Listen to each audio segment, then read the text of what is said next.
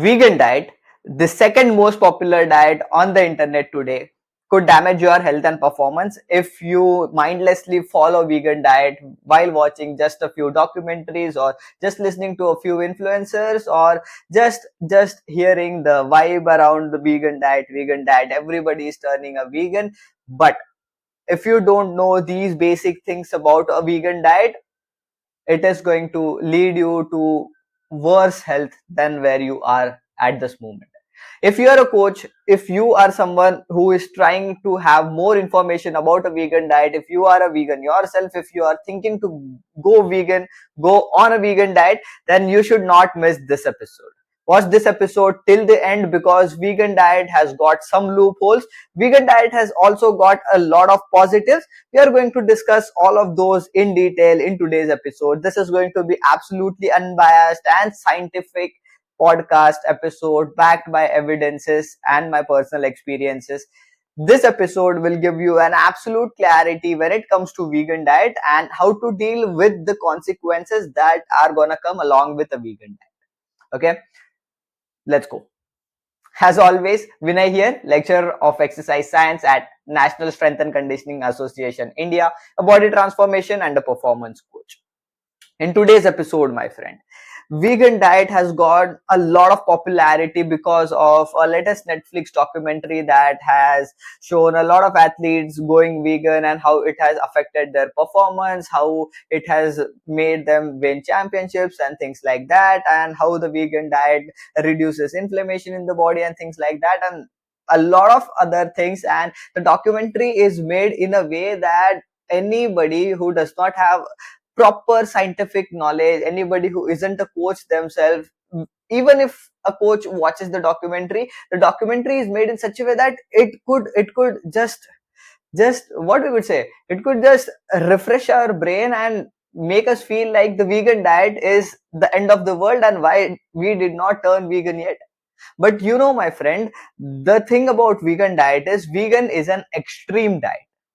Extreme diet, why do I mean, or why do I say it is an extreme diet, is because there are a lot of restrictions in vegan diet. Now, what vegan diet actually is, it is a complete plant based diet where we have to only eat foods that come from plant. We cannot even eat milk or drink milk or milk products. We cannot even have honey because they don't come directly from plant based sources. They come from animal based sources.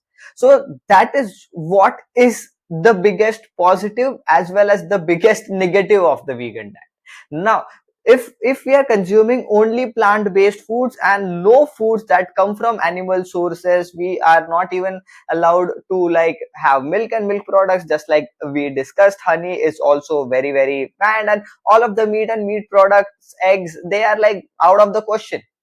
Okay, so this is what a vegan diet actually is. Then if we talk about the positives of vegan diet, there are four main positives of a vegan diet. The number one positive for a vegan diet is that we have to restrict a lot of food.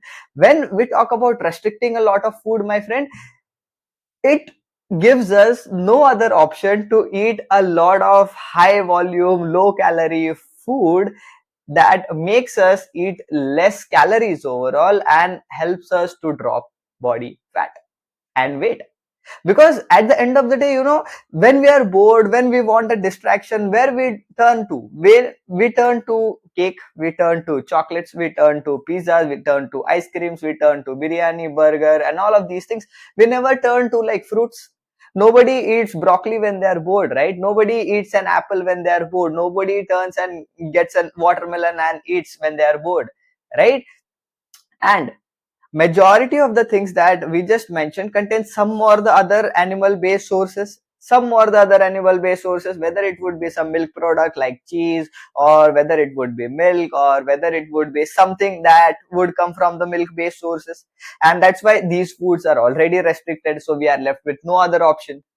Okay, but we people have complicated the things for ourselves, and we have found the vegan diet, and then we have also found loopholes to vegan diet. It is not absolutely necessary that you will drop body weight and body fat going on a vegan diet, because We humans have made things so easy for us. We are so used to like being lazy and satisfying our taste buds and our soul, and we are so drenched in the laziness, my friend. We have developed vegan cookies, we have developed vegan cakes, we have developed vegan breads, we have developed vegan milks. What this actually does is, my friend, it increases the options of calorie dense foods for us. One of the main, what we could say, main thing behind a vegan diet is that there are restrictions on all of the processed foods, because majority of them contain some or the other animal based sources. Because you cannot make like nice and thick and very good quality like cakes and everything without milk and lot of milk products. You cannot bake a cheese pizza without cheese. Cheese would come from milk, milk would come from cow or buffalo, whatever.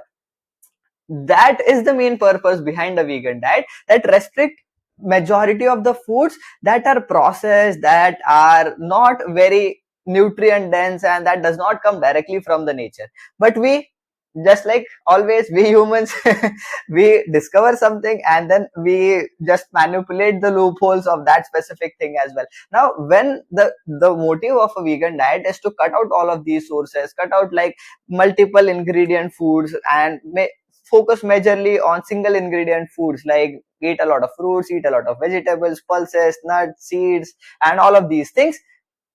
We have developed vegan cakes, vegan breads, vegan cookies, and things like that. Then what's the use, my friend? You were going to get 500 calories from a non-vegan pizza, you will still get 500 calories from a vegan pizza. Both of the pizzas would not be very apart when it comes to taste, when it comes to calories. But then again, then what's the actual use of being a vegan or being on a vegan diet if we anyways have to eat a pizza, if we anyway have to eat the cookies, if we anyways have to eat all of the processed and refined foods?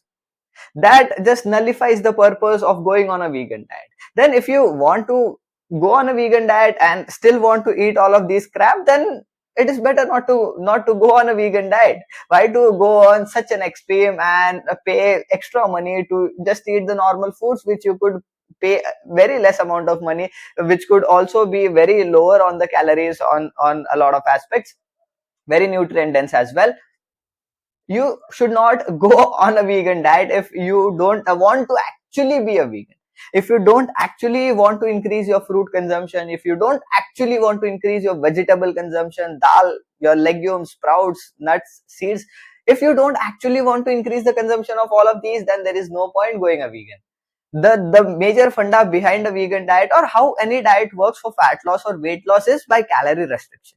Now, this calorie restriction can be achieved via three mechanisms overall, generally speaking. First mechanism is to restrict a specific food or a food group, or like multiple foods altogether.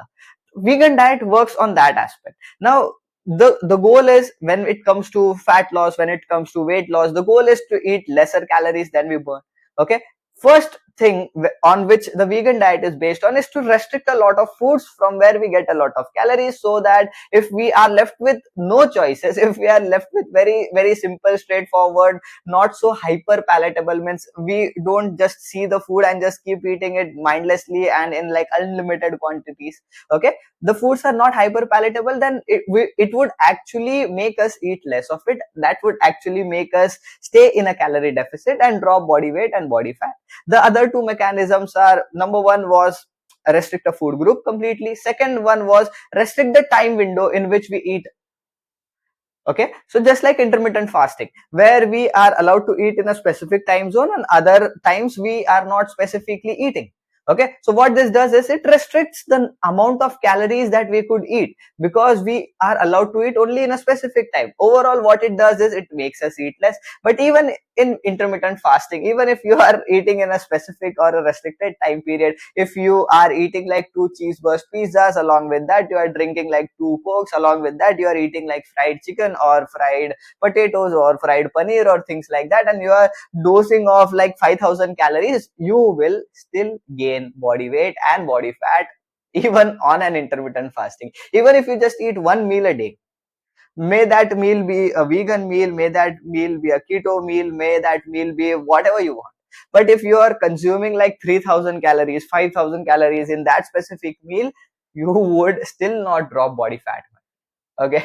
Third way of creating a calorie restriction, or how the diets work, is by calculating the calories and macros, and without restricting anything, and without restricting the time, or without restricting any specific food, but calculating everything, measuring everything, and making sure that you are staying below your calorie ranges. That's it. These are the three mechanisms on which all of the diets would work and create a calorie deficit, and that calorie deficit will help us to drop fat. Okay, so this was the positive from vegan diet, that it restricts all of the foods, which leaves us with no other choices to eat hyper palatable food, and that makes us eat less amount of calories, that makes us drop body weight and body fat. That was the biggest positive. But again, we also discussed about the loopholes that we guys have created for ourselves. Number two is, vegan diet comes with a lot of high volume and low calorie food. High volume and low calorie food, what do I mean by that is, if we talk about cucumber, 100 grams of cucumber will give you just 15 calories, man. Just 15 calories. Just imagine, 100 ml of oil will give you almost 900 calories. Just imagine, my friend, 900 calories from 100 ml of oil, and 100 grams of cucumber will give you just 15 calories. Could you see the difference? The calorie density of a food. Okay, vegan diet has got a lot of plenty of foods, all of the fruits, vegetables. Now even if you eat an entire watermelon, you would not even eat like 500 calories. It is very, very difficult to eat an entire watermelon in a single sitting, my friend, and it would not even give you 500 calories. And when we talked about oil is like the most calorie dense one. But even when we talk about rice, 100 grams of rice, 100 grams of dal, all of the legumes, sprouts, pulses, all of these, 100 grams of it will give you somewhere around 350 calories. Okay, 350 calories. And just imagine 2 kgs of watermelon, 500 calories. Where the 100 gram lies, where the half a kg food volume. Could you imagine the food volume? 100 grams, this much. 2 kgs of watermelon, this big watermelon. Okay, so vegan diet has got plenty of such food options available that we could eat in an almost unlimited quantities. It is very difficult to overeat fruits, it is very difficult to overeat veggies, it is very difficult to eat fruits, veggies, beans, pulses, and a lot of nuts, and not nuts, sorry. When we are bored, when we just want distraction, when we want to watch a movie, you cannot eat like watermelon while we watch a movie, right? But we can eat watermelon while we watch a movie. But we don't. We need popcorns, we need fried stuff, we need chicken wings, we need chicken nuggets, we need all of the fancy fried, processed, refined stuff. Dieting is not difficult, my friend. We are difficult. We humans are difficult people who have created difficulties for ourselves. That is what. Okay, then that is the second biggest positive when it comes to vegan diet. Okay, that it has got a lot of plenty of non hyper palatable, super high in volume and lower in calorie food. Okay, then third one, we get a lot of fibers and antioxidants from all of these foods that are available to eat, or that are on the table when it comes to a vegan diet. Fibers, we don't get fibers from animal based foods. Fibers are basically complex carbohydrates. These are so complex that our body does not have the enzymes to break it down. Now, just like a cow could eat grass and all of the like plants and leaves and everything, and she could still digest everything and get all of the nutrients from it, because the cow has got those enzymes that could break down the grass and the leaves and the things like that, and to extract energy from it. But we humans, we do not actually have those enzymes that could break down fibers that we get from all of the plant based sources. Okay, so that is why what the fiber does is, there are two types of fibers: soluble fibers and insoluble fibers. Soluble fibers and insoluble, just like the name suggests, soluble fibers are soluble in water, so when it goes inside the gut, it just gets means the solution is formed with water and everything, and some of it is digested and absorbed in the body. Insoluble fiber does not get digested. It just creates nice big volume of stool and helps us with relieving our constipation. The bowel movement is smooth and everything, and majority of the fiber becomes a food for our gut microbiome as well, which is also amazing. Okay, we do not get this specific thing when we talk about animal based foods. Okay, we also get a lot of digestive enzymes from all of the vegetables, all of the fruits and things like that. We get specifically digestive enzymes from papaya and pineapple. The digestive enzyme from papaya is called as papain, from pineapple is called as bromelain. These two are proteolytic enzymes. These helps our body to digest or break down protein a lot better. So these are the foods that will actually help us to improve our digestion and things like that. Okay, then we get a lot of polyphenols, a lot of antioxidants from plant based foods, especially fruits, especially all of the dark colored fruits, grapes, we have got strawberries, we have got all of the fruits that are like bright in color, dark in color. These are very good and high sources of antioxidants as well. We do not get these from animal based food sources, so this is one of the very big positives. Okay, and last but not the least point, or the positives of a vegan diet, is we have got a lot of nutrient dense foods here as well. We have got nuts, we have got seeds, we have got, like, again, fruits and vegetables as well. These are very nutrient dense, so we get plenty of vitamins from these, like fibers. We get a lot of other vitamins like antioxidants and things like that. Complex carbohydrates, specifically now complex carbohydrates and even the simple carbohydrates, we don't get these from animal based foods. So again, vegan diet, this is high in some of the nutrients, but not all. I would come to that point, but then again, nuts and seeds and fruits, vegetables, these four compounds are the ones that form the majority of the vegan diet. Then we have got legumes, we have got grains. These are the things that form the vegan diet altogether.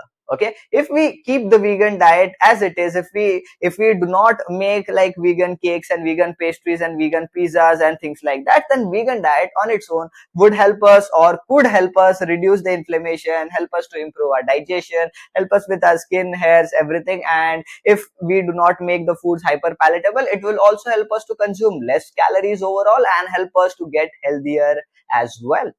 Okay, but there are a few loopholes. Just like I talked at the earlier part of this podcast, there are loopholes when it comes to a vegan diet, and the biggest loophole is lack of nutrient variety. And especially the nutrients that are available, they are not available in their most bioavailable form. Bioavailable form, what do I mean by that, is there are nutrients. Now first, when we talk about iron is like the most, like, very very important nutrient for our body. Hemoglobin, iron is again very important for blood formation, very important for like almost every function in our body. Okay, so iron, when we talk about the good sources of iron from vegan diet or vegan sources, we have got nuts, seeds, we have got spinach, we have got broccoli and things like that as good sources of iron. But iron, there are two forms. Just like we talk about fiber, soluble fiber, insoluble fiber, when we talk about iron, we have got heme iron sources and non-heme iron sources. So when we talk about the vegan sources, they are specifically non-heme iron sources. Non-heme iron sources are less absorbable for our body, that our body could not break down these iron sources and absorb it in our body. So suppose we are eating 100 milligrams of non-heme iron, we would not get maximum iron from the 100 milligrams. We would just get somewhere around 20, 30, 40% of it. But when we compare it to heme iron sources that we get from animal sources, specifically meat, specifically egg, specifically milk, then what happens is they are called as heme iron sources, and a lot of iron is absorbable.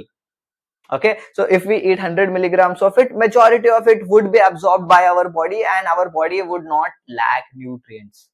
Okay, so because of a lot of restrictions, the variety of nutrients that we get and the form in which the nutrients are available are are something that is a major concern. Now people on a vegan diet would develop like majority of deficiencies when it comes to iron, when it comes to vitamin B12, when it comes to vitamin D, when it comes to protein. Then because of these deficiencies, again, lack of energy levels, lack of mental clarity and focus, loss of muscle mass. Also this is a medical condition called as sarcopenia. Then osteoporosis is again loss of bone mineral density, because we don't get a lot of highly absorbable calcium, or calcium per se. Overall we do not get a lot of calcium from all of the vegan sources.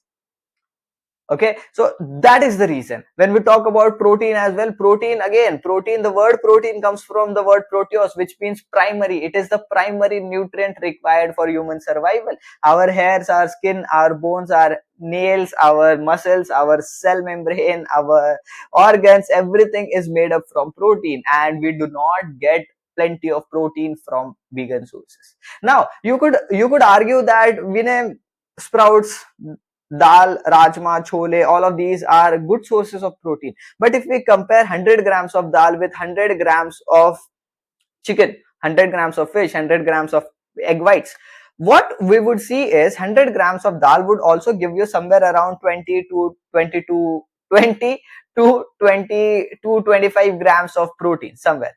Okay. 100 grams of chicken breast would also give you somewhere around 25 to 30 grams of protein. Okay. But the difference between both of these is the protein to calorie ratio. Number one, protein to calorie ratio means 100 grams of chicken breast would give you 27-30 grams of protein, but would give you just 150 calories. Whereas dal will give you 22 grams of protein and give you 350 calories. More than double the amount of calories to get the same amount of protein. But leave the calorie part apart, just talking about the protein, the quality of protein, all of the protein are not created equally. One complete protein is made up from 21 amino acids. Out of these 21, there are 9 essential amino acids that our body cannot synthesize on its own, and that's why we need it from the food. The rest of the non-essential amino acids our body could create by itself from other compounds. Okay, so the vegan sources or vegan sources lack essential amino acids. Either they lack one or a few essential amino acids, or the overall quantity of the essential amino acids is also very, very low. And what that does is, the essential amino acids that we wanted from the food, we do not get those from the food itself. Then what's the use? This makes vegan protein sources incomplete protein sources. Whereas when we talk about even vegetarian protein sources like milk and all of the milk products, great sources of protein. Then when we talk about all of the meat or all of the animal based sources, great sources of protein, high amount of essential amino acids, complete amino acid profile, super. When we talk about vegan protein sources, only one protein source comes to my mind is soybean, or everything made from, again, soy is like the source of protein for vegans. But then again, it contains some anti nutrients. We would come to that in the later part. But yes, that is the second point. And then again, bioavailability is the number 3 that comes in to the picture when we talk about protein consumption from a vegan diet. Bioavailability, what does that actually mean is, again, how much protein can our body actually absorb. Now we are getting 22 grams of protein from dal, but not all of the 22 grams is absorbed. Just somewhere around 15-16 grams of protein would be absorbed, because it does not come in a very bioavailable form. Whereas when we talk about animal protein sources, all of which is absolutely absorbed by our bodies. So bioavailability of vegan protein sources is very, very less. Essential amino acids are absent, even if all of them are present, or we do the protein complementation where we pair two complementary protein sources where these protein sources lack these two essential amino acids, these lack these two, but these have these two and these have these two. So if we pair both of these, then we would get a complete amino acid profile. But then again, the calorie ratio goes through the roof. Still bioavailability cannot be enhanced, and that is what this creates a lot of protein deficiencies when we talk about vegan diet. Okay, or people who are thinking to go on a vegan diet. Iron we talked about, protein we talked about, calcium, selenium, vitamin D3, vitamin B12. These are the major deficiencies that I see in all of the vegan people, all of the vegan clients that I get. The blood reports, I get blood reports from almost all of my clients, and these are very common things that I see, especially in vegan population, or if even if not vegan, people who do not specifically focus on their nutrition while they are a vegetarian, they also face a lot of these problems. One more thing, very very important, omega 3. Omega 3 is very essential healthy fat for our brain, for our heart, for our hormonal production, for reducing the inflammation in our body. This is very very important. Now again, you would argue that nuts and seeds are told to be very good sources of vitamin or omega 3. Vinay, why are you saying that vegan diet we cannot get enough omega 3? It is because omega 3 has got three compounds: short chain fatty acids and long chain fatty acids. The short chain fatty acid is called as ALA. Long chain fatty acids are called as EPA and DHA. You would have heard about the word DHA, especially when we talk about the food for kids, children, DHA in Bone Vita and Complan and Horlicks and things like that, because it increases the brain power, it increases the cognitive ability, it increases the focus and things like that. Very very important. The omega 3s that we get from nuts and seeds, I don't deny the fact that we get omega 3 from nuts and seeds, but the quantity is less. And number two, we get a lot of these omega 3s in the form of ALA.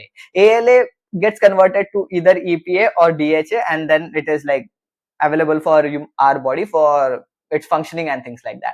But the problem here is the conversion from ALA to EPA and DHA is very very less, and we get very less amount of EPA and DHA from all of the vegan sources. Whereas when we talk about fish sources, we get high amounts of EPA and DHA and very less amount of ALA.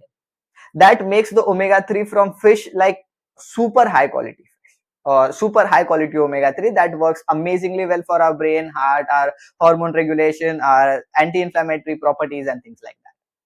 So this is the biggest reason why I said in the start of the podcast that vegan diet, without knowing about all of these things, if you just blindly follow a vegan diet, it could damage your health and your performance as well.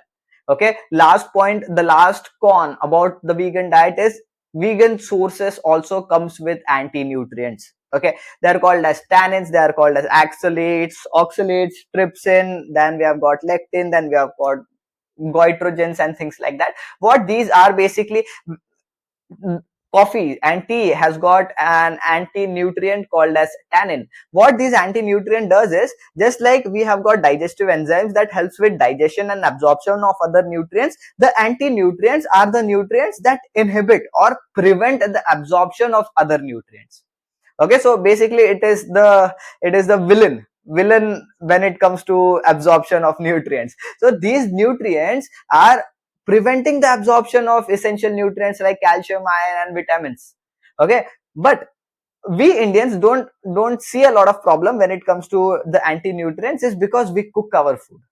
The simplest way to get rid of the anti-nutrients is to cook our food, cook our vegetables, cook everything that we are eating almost. Now cooking does not always have to like mean a lot of cooking. Just boiling it, just blanching it, just steaming it, or like cooking it, sauteing it, all of these things work. Just mild cooking would help us to get rid of the anti-nutrients. Also soaking helps. Now why do we soak almonds overnight before we eat it? Why do we soak mangoes overnight or before we eat it, few hours before we eat it? This is because to get rid of plenty of the anti-nutrient properties. We Indians have got few things right from the very beginning. We just haven't went through the scientific aspects of it. But that is what, my friend, the anti-nutrients becomes a problem for all of the westerners, for all of the foreigners, because they eat their vegetables and everything raw without cooking it. So you would see a lot of vegetables, leaves and everything just sitting in their food and everything, and they just eat it like raw. I could still not imagine how do these guys do it. But that would not become a very huge problem for we Indians. But yes, there are anti-nutrients that are present in the vegan sources as well. So this is the entire thing about the vegan diet. There are positives, there are negatives. Now if you come to me as a client who wants to go on a vegan diet, or I have worked with a vegetarian who had lactose intolerance, so that made him a vegetarian. Absolutely. But still, we got his performance through the roof. We reduced like 15% of body fat. He was at 30%, and we brought him to like 15 or 12% body fat as well. And it absolutely works. What we just have to do is, the loopholes that are created from from the food intake, the nutrients that we cannot get from the food, that are what we could say possible or eatable from a vegan diet, just supplement with those. Supplement with protein, supplement with omega 3, supplement with all of the vitamins that we do not get from a vegan diet, and that would complete the vegan diet. All of the athletes, all of the high level professional who like carry the banner for vegan diet and promote vegan diet, and they are still at the peak of their health, they do the same thing. If you choose to go on a vegan diet, if you consciously make that decision, take responsibility to just fulfill the other nutrient demands as well. Don't be like blinded by the thought that only food will do all of the work for me. If only food, you want only food to do the work for you, you need plenty of food, a lot of food variety. You need to include a lot of plant based as well as animal based foods to complete the nutrient demands for your body.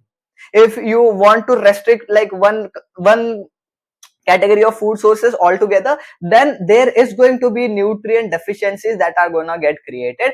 And if you still want to choose to go on a vegan or a vegetarian diet, just supplement with the nutrients that you are not getting from food. Our body does not understand at the end of the day where the nutrients are coming from. Are they coming from food or are they coming from supplements? If the nutrients are complete, our body is happy. It would perform at its best, it would be healthy, it would help you to do everything at your best capabilities.